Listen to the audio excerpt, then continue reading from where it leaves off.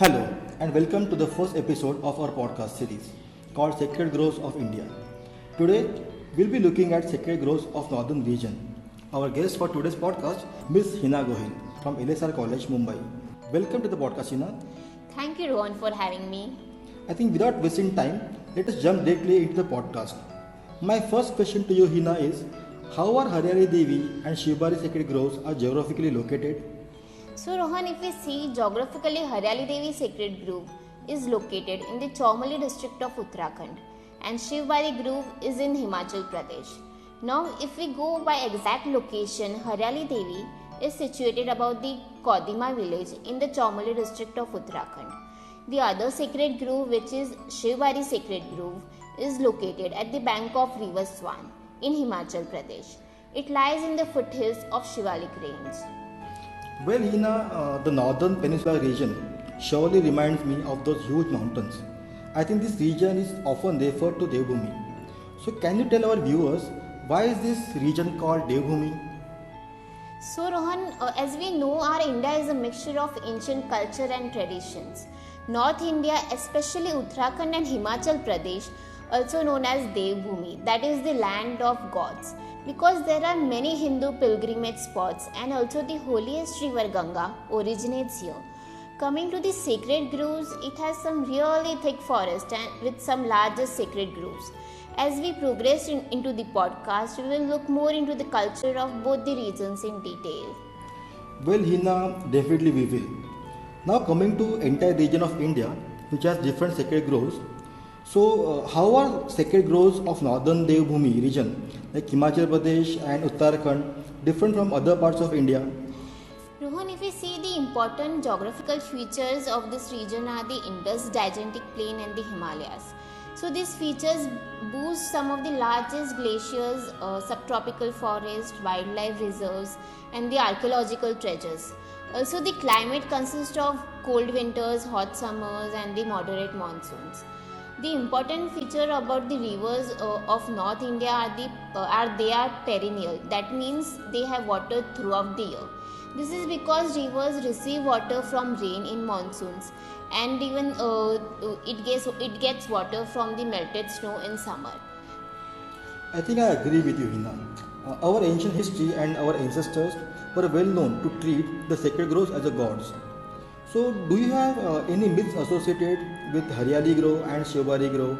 And if yes, can you throw some light on it? It's time to take a tour to history of India. So Shivbari is primarily a temple grove with a temple dedicated to Lord Shiva.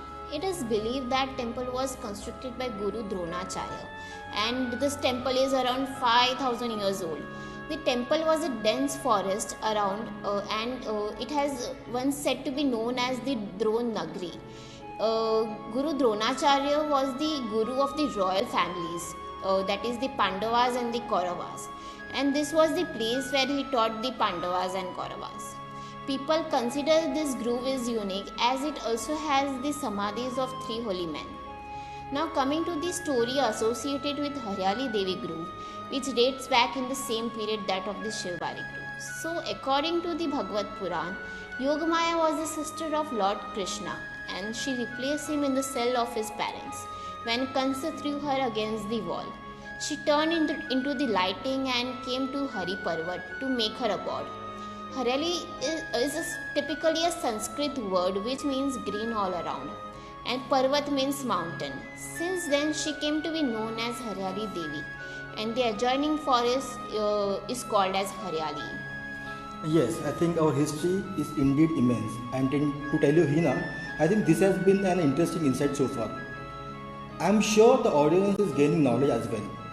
My next question to you, Hina, is what similarities do we find in Haryali Devi and Shivbari Grove, as they both are from North India with the largest sacred groves, and how are they similar in terms of their characteristics? Rohan, if we see, both the groves are a huge part of Devbhumi. Religious and the traditional beliefs and the cultural beliefs which are there play an important role in the conservation of environment and the biodiversity of the region. So, religious identification of medicinal plants and practices have influenced the folk tales towards a sense of selfless service in the name of gods. Many taboos are associated with both the sacred groves, which help in managing resources well through ritual representation. Sacred groves in Devbhoomi are a valuable tool of biodiversity conservation. Hina, I think as you briefly touched the topics of these beliefs, now let us know in that direction only. So, can you share some light on the cultural beliefs of this Shivbari Grove and Haryali Devi? And also, I have heard there are festivals celebrated. So, if you could explain which festivals are celebrated in this both the groves? So Rohan, if we see in villages, there are a number of plants and animals and even the water bodies that are considered sacred, and hence no exploitation is being done to them. So, for example, if we see Dodi Tal and the Devariya Tal, which are the two lakes in Uttarakhand, are considered sacred. So, fishing is completely restricted in both the lakes. So, here it is a taboo that if fishing is done in this lake, the fisherman will suffer from leprosy. So, in this way, the religious belief serves as an instrument in protecting the rare and the threatened species. Similarly, there are beliefs associated with sacred groves.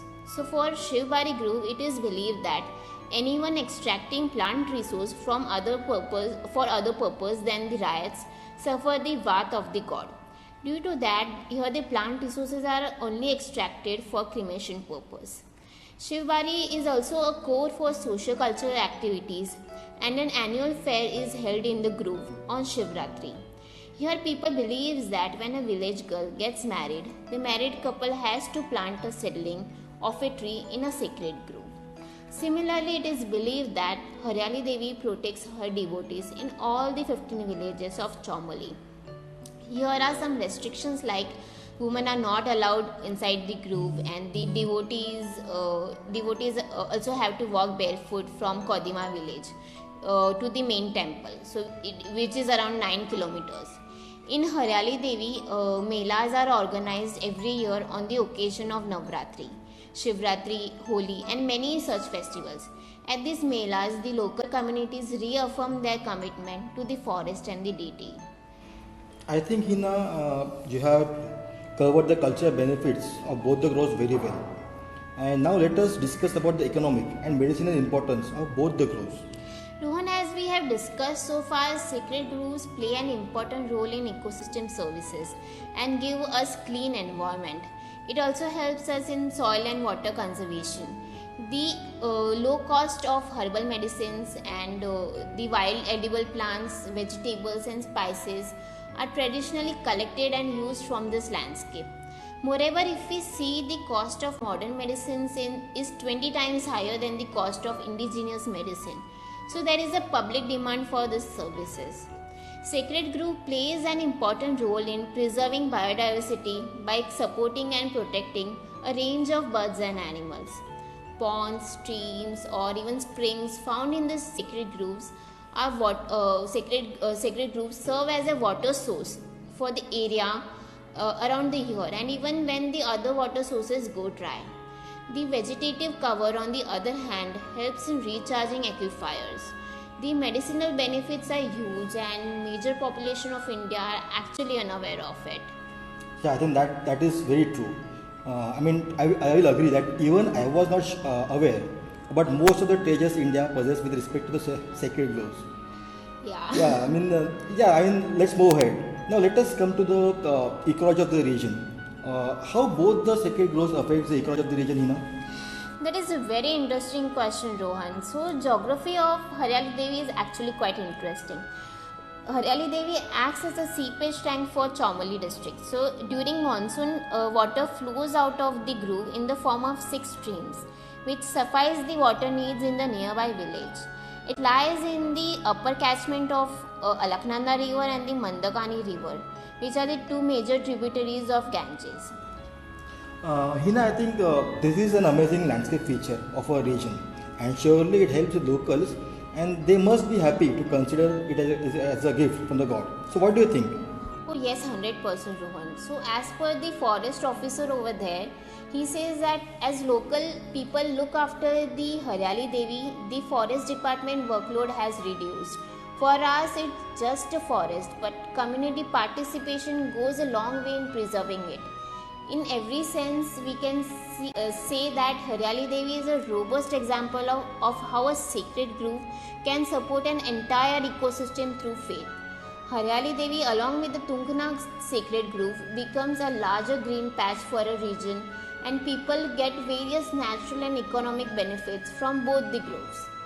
So now if we consider about the Shivbari Grove, which is near the Swan River, offers many indirect ecological benefits which further increases the importance. Being located at the bank of River Swan, Shivbari Sacred Grove helps in checking erosion. The Swan River affects the ecology of the region and is an important tributary to the river Sutlej. Eroded slopes can be seen around the bank of River Swan, away from the grove. Okay, so having seen so many benefits of the sacred groves, we have also seen the rapid growth of industries, which may affect the treasure of India. The pace of globalization is extremely high. So, how does urbanization or globalization actually affect the sacred groves, Hina? So, Rohan, vanishing of species due to different anthropogenic disturbances like alteration of natural habitat, excessive utilization, then pollution, universal climate change, and the invasion of non-native species is so fast that many precious taxa may disappear even before they are documented or identified and their scientific value is even discovered. So many scholars have worked on conservation of sacred groves through socio-cultural practices in different parts of India. However, our ancestors were more aware that the natural resources that sustain them should be conserved for the future generations. Yeah, very true. I think our viewers also will agree to this that our old ancient history is indeed immense. However, the people are slowly forgetting the importance of such groves. So, how can we strengthen our behaviors in order to protect our environment? Rohan, the good thing is that the locals still believe in such sacred groves.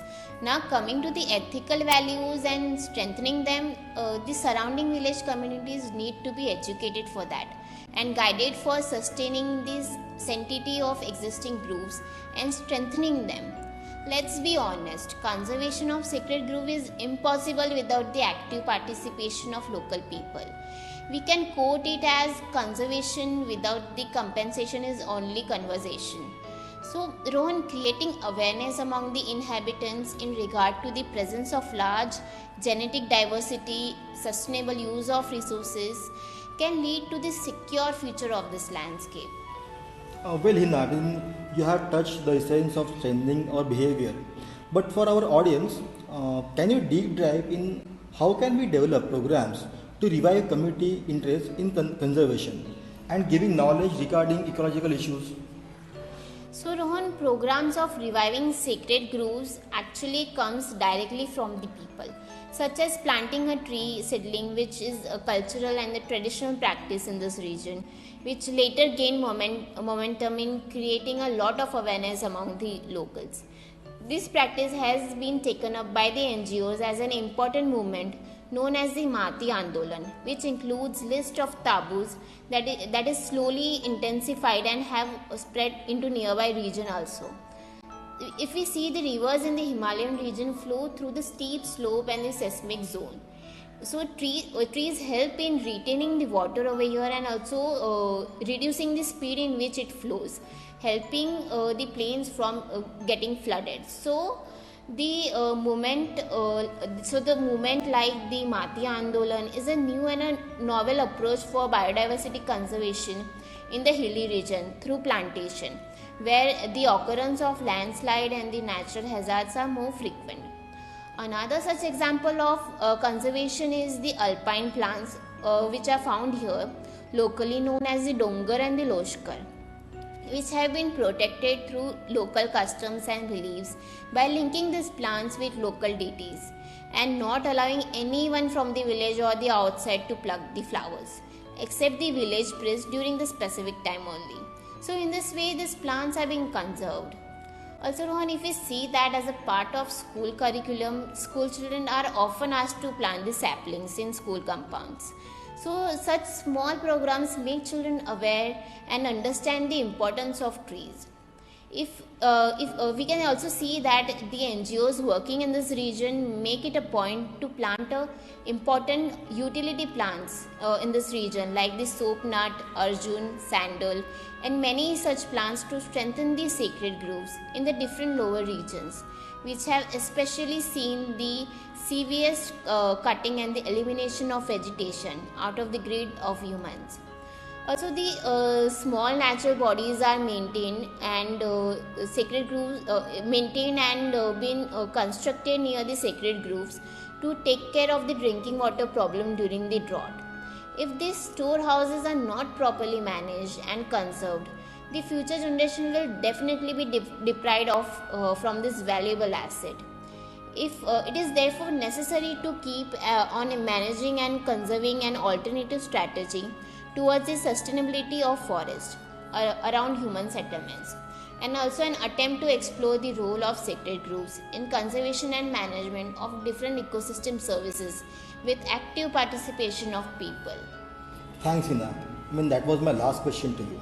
And viewers, I think we have come to an end of our first podcast. I'm sure the viewers would have enjoyed this session with lots of insights regarding sacred groves, their benefits, and why everyone should save the sacred groves without stopping the globalization. Thanks, for the great insights. And audience, you please stay tuned for the next broadcast. Till then, goodbye.